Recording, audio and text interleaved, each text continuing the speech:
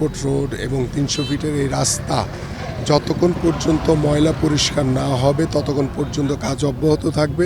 এবং যে গাছগুলো নষ্ট হয়েছে সেই গাছগুলো আমরা আগামীকাল থেকে যেখানে যে গাছ নষ্ট হয়েছে সেই গাছগুলো আমরা সেখানে রোপণ করব এবং সেগুলো পরিচর্যা করব। হয়তো দেখা গেল যে একটা বড় গাছ যদি নষ্ট হয় সেগুলো আমরা সেভাবে বড় করার চেষ্টা করব।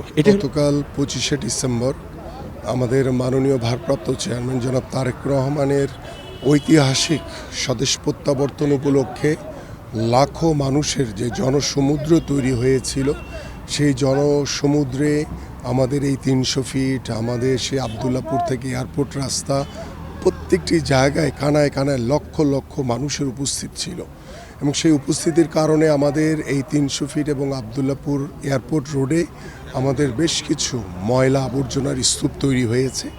আমরা গতকাল রাতেই দলীয়ভাবে আমাদের সিদ্ধান্ত অনুযায়ী ঢাকা মহানগর উত্তর বিএনপি আমাদের আজকে সারাদিন প্রায় ১৬টি পিকআপ এবং ৩৫০'র মতো লেবার আমাদের এয়ারপোর্ট রোড এবং ৩০০ ফিটের এই রাস্তা যতক্ষণ পর্যন্ত ময়লা পরিষ্কার না হবে ততক্ষণ পর্যন্ত কাজ অব্যাহত থাকবে। পাশাপাশি আমরা সিটি কর্পোরেশনকে অনুরোধ করেছি যে সিটি কর্পোরেশনও যাতে আমাদের সাথে সহযোগিতা করে এবং সিটি কর্পোরেশনও আমাদের সাথে সহযোগিতা করছে এবং আমরা আজকের এই সারাদিন আমাদের সকল দলীয় নেতাকর্মী পাশাপাশি আমাদের যারা এখানে লেবার হিসেবে যাদেরকে নিযুক্ত করা হয়েছে তারা সারাদিন এই ৩০০ ফিটের রাস্তা এবং এয়ারপোর্ট রাস্তা পরিষ্কার না হওয়া পর্যন্ত কাজ অব্যাহত থাকবে। পাশাপাশি আমাদের এই মাননীয় ভারপ্রাপ্ত চেয়ারম্যান জনাব তারেক রহমানের স্বদেশ প্রত্যাবর্তনে যে জনসমুদ্র তৈরি হয়েছে সেই জনসমুদ্রের কারণে আমাদের ৩০০ ফিটের কিছু রাস্তায় গাছ নষ্ট হয়েছে। আমরা আগামীকাল থেকে সেই গাছগুলো নতুন করে রোপণ করে আমরা আমাদের সেই ৩০০ ফিটকে স্বরূপে আমরা ফিরিয়ে আনবো ইনশাআল্লাহ।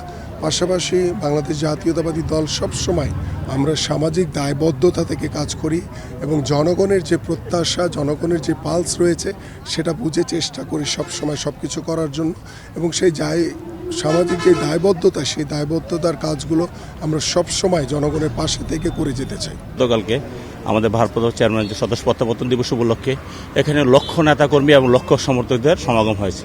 সেই সমাগমটা হলো একটা মানুষ যখন এখানে কিন্তু গতকালকে যে সমাগম হয়েছে তা না, গত ৩ দিন থেকে মানুষ এখানে রাতে এসে থেকেছে। কাজেই এখানে মানুষ একটু নোংরা হবে, ময়লা আবর্জনা হবে, এটা স্বাভাবিক, এটা অস্বাভাবিক কিছু না। যার কারণে আমাদের পার্টি ভারপ্রাপ্ত চেয়ারম্যান জনাব তারেক রহমান এবং আমাদের পার্টি থেকে নির্দেশনা দেওয়া হয়েছে যে কোনো এতে যে ময়লাগুলো হয়েছে সেই ময়লাগুলো যে আমরা যত দ্রুত সম্ভব আমরা রাস্তাগুলো বর্জ্য ব্যবস্থাপনা এগুলো যাতে আমরা রিমুভ করি। তো আমরা সেই দৃষ্টিভঙ্গি থেকে আমরা নিজেরা দলীয় নেতাকর্মী এবং সাধারণ লেবার পাশাপাশি সিটি কর্পোরেশন থেকে আমরা সহযোগিতা নিচ্ছি। ওনাদেরকে বলেছি, ওনাদেরকে আমরা সহযোগিতা করছে এবং এখানে কিছু গাছ নষ্ট হয়েছে। শুধু এই ৩০০ ফিট রোড না, আবদুল্লাপুর থেকে এয়ারপোর্ট রোড সেই জায়গাগুলো আমরা চেষ্টা করতেছি যত দ্রুত সম্ভব যে আমরা পরিষ্কার পরিচ্ছন্ন করার জন্য।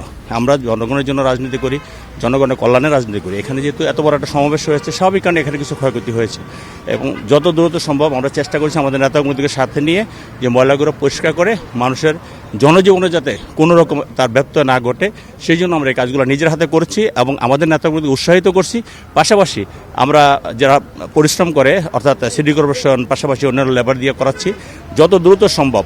এই এতগুলো কাজ একসঙ্গে করার মূল উদ্দেশ্য হলো যে আমরা চাই যত দ্রুত সম্ভব রাস্তাগুলো পরিষ্কার হয়ে যাক এবং যে গাছগুলো নষ্ট হয়েছে সেই গাছগুলো আমরা আগামীকাল থেকে যেখানে যে গাছ নষ্ট হয়েছে সেই গাছগুলো আমরা সেখানে রোপণ করব এবং সেগুলো পরিচর্যা করব।